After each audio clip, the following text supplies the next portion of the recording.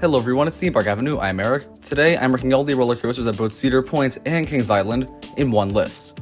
Before we begin, subscribe to the channel so you know when new theme park content comes out. I do much more than just rankings, I also do reviews of parks, and tons of other content both serious and funny.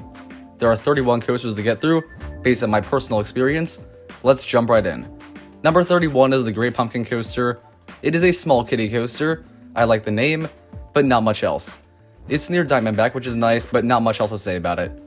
Number 30 is Wilderness Run, a Cedar Point one. Slightly improved for the nice forest setting and also the fact that it's a bit more thrilling, I guess, but when you are going for the thrills on the roller coasters, it's not going to be super high up.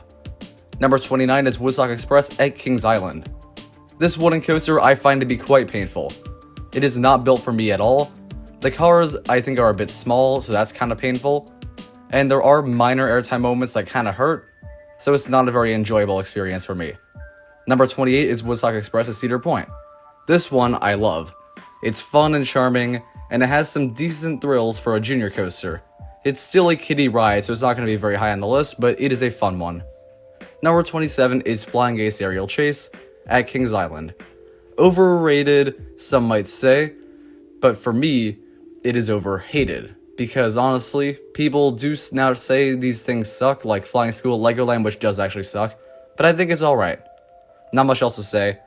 Number 26 is Corkscrew at Cedar Point. Corkscrew is getting better every time I ride it. It is less painful, the airtime hill is pretty strong, the inversions are there. It's still not a great ride, but it is sort of passable, I'd say. Number 25 is Cedar Creek Mine Ride, also at Cedar Point. This one I don't think is too janky, but it's not the least janky mine train out there for sure. I love being over the water and some of the speed buildup is super fun. Definitely an enjoyable ride. Number 24 is Iron Dragon at Cedar Point. Iron Dragon is a bit more thrilling than Cedar Creek Mine Ride, has a similarly great setting, slightly improved I'd say, and is definitely smoother. I think it holds up pretty well for a narrow suspended coaster, and while it's far from the best of the model, I think it's pretty darn great. Number 23 is Adventure Express at Kings Island, one of the best mine trains. Especially at night, the way you go around a hill and you have the seemingly collapsing rock arches, I think that's such a fun theming element that adds so much to the ride. It's thoroughly enjoyable. I also think the final tunnel thing is pretty fun. It's not the most thrilling of mine trains, but it is among the smoothest, so I like that quite a bit. Number 22 is Blue Streak. This one, rough indeed. But that's not a huge issue for me. I enjoy the ride a lot. You might get thrown around, you might be fearing for your life on this one more than basically any other ride on the list, but it makes up for that by really throwing you out of your seat with some phenomenal airtime and holding up pretty well for its age. I think it's a classic ride, a fun one, and definitely the best wooden coaster at Cedar Point. Number 21 is the Bat at Kings Island. One many have said is underrated and one of the best in the park. I don't know about that. For me, it's fun. The first drop is pretty awesome. The setting is actually amazing. I love it. It's hidden in its own area of the park, and it's really fun to watch. That said, it's short. It's more thrilling than Iron Dragon by a wide margin, but it's short. And it leaves me wanting just a bit. And I don't think it's quite as thrilling as some say. There's a few family coasters at Kings Island I think pack a little more in than the Bat. Speaking of which, number 20 is Backlot Stunt Coaster at Kings Island. What an awesome ride. The launch is far from powerful, but it doesn't need to be. Instead, you have a shockingly intense helix, some great theming elements. I love when you stop for the helicopter and the fire. And beyond that, there are moments where you'll be thrown out of your seat with airtime, others where you'll be kind of in the pitch black, though I will admit the pitch black tunnel part is the least thrilling for me, which is kind of contrary to what you would expect. It's a fun ride. The theme is among the best outside of Universal and Disney roller coasters in the US, and I think it is a very fun one. Number 19 is Gemini at Cedar Point. Similar to the Bat, some might put this in their top 5 in their respective park. However, I don't think it's as thrilling as people say. It has its moments where you might get a little airtime. The final helix is definitely a great moment of speed, and the first drop is solid. However, I think it is very much a family-friendly coaster. and it's not super adrenaline rush. However, it makes up for that with the racing elements. This is some of those fun racing you'll get because of the way you kind of slow down on the turns, and it's more fun than kind of the boring turnarounds on other coasters because you can high-five people by breaking the rules. And let's be honest, most of us break that rule anyway. It is very fun. A fun ride, and that's really what gives it the higher ranking. Number 18 is Rougarou. Rougarou has grown on me a little bit over the years. I mentioned a long time ago that I hated it, and now I think the first half is pretty solid, with a really good first drop, an excellent vertical loop, and the one inversion following that is fun and smooth.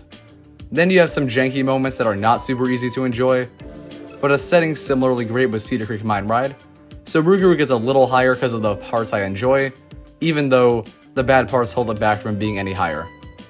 Number 17 is Invertigo at Kings Island. Apparently some people don't like this, but I do not quite understand because Invertigo is phenomenal. It is among the best boomerangs of any type. It is perfectly smooth, no headbanging whatsoever. I love every inversion and the forces pulled. And even though boomerangs aren't the greatest model out there by any means, some of them are very fun, and this one is no exception. Definitely an underrated ride, and one of the best coasters at Kings Island outside of the big great ones. Number 16 is Racer at Kings Island. A classic wooden coaster that kind of varies in terms of roughness. Sometimes it can be pretty hard to enjoy, but other times you'll be like, wow, that's a great classic wooden coaster with a bit of a rattle, but gives it a classic feel instead of being really painful. The thing with this one is the second half is kind of relentless. You get some really strong speed and airtime the whole way through that part. And my biggest issue is that inexplicably, I didn't get racing on any of my rides on it most recently, and I think it would have been more fun if I did, and that might have been enough to encourage me to put it a little higher. Number 15 is Wicked Twister.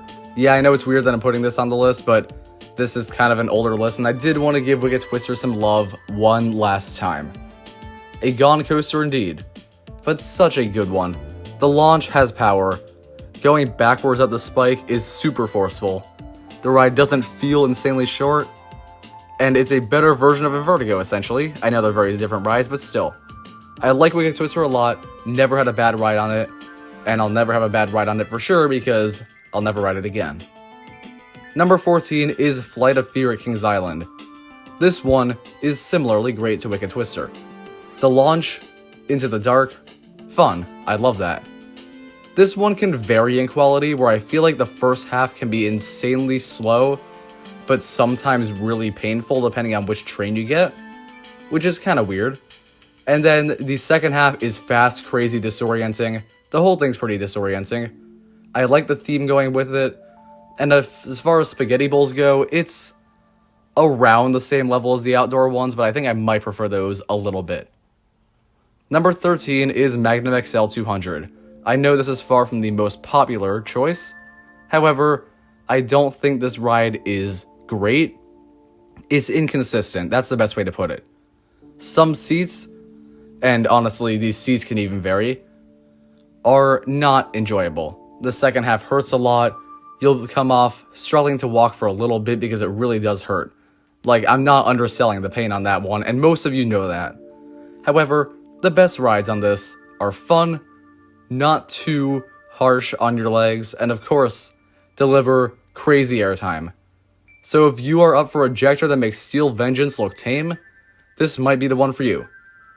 Number 12 is Valravn at Cedar Point. Valravn is a dive coaster, and dive coasters in general are underrated. I like this one a lot. For all of the inversions, of course, they're great. The airtime moments are massively underrated, and the first drop is good. However, the one flaw for me is the brake run. That really does kill the momentum of the ride, and I really wish they didn't do that, but I understand why they might have to, and overall, it's still excellent. Number 11 is Raptor at Cedar Point. An intense, fun B&M invert with some phenomenal elements. Great layout overall. The helix is kind of insane. Every inversion does its job. There's not a whole lot to complain about besides occasional headbanging, but it doesn't happen every time, and I would say this ride is pretty awesome. Number 10 is the Beast at Kings Island. A hard one to rank, because at night, Beast could potentially be number 6 or even higher on this list, especially in the rain. Beast is a magical experience. It's so hard to describe as far as roller coasters go, but I'll tell you now, night rides on the Beast are not overhyped. Going into the forest, and especially the build-up of the speed in the second half, that's good any time of day. However, in daytime, the Beast does seem to meander more, and the forest setting just is not as interesting. So I feel like this would move down quite a bit if I had only day rides. So I'm going to settle for number 10. Number 9 is Gatekeeper at Cedar Point. This wing coaster is such a fun one, and possibly the most underrated on the list of them all. It is perfectly smooth. Every element I love. The first drop is such a fun one, gimmicky I guess, but I enjoy it a lot. Every inversion brings the forces you would want. The airtime hill delivers, and I don't understand where people say it doesn't. I hear some say it's a forceless ride, but I've never felt anything like that. The only thing I guess I will say is the finale is nothing special, and they may as well have ended the ride sooner. But to be fair, when the rest of the ride is so near perfect, especially with those awesome keyholes, and this being the most beautiful roller coaster in the park, there's not really much I can complain about. Number 8 is Banshee at Kings Island. Banshee is the best B&M invert. I hear some say it's rough.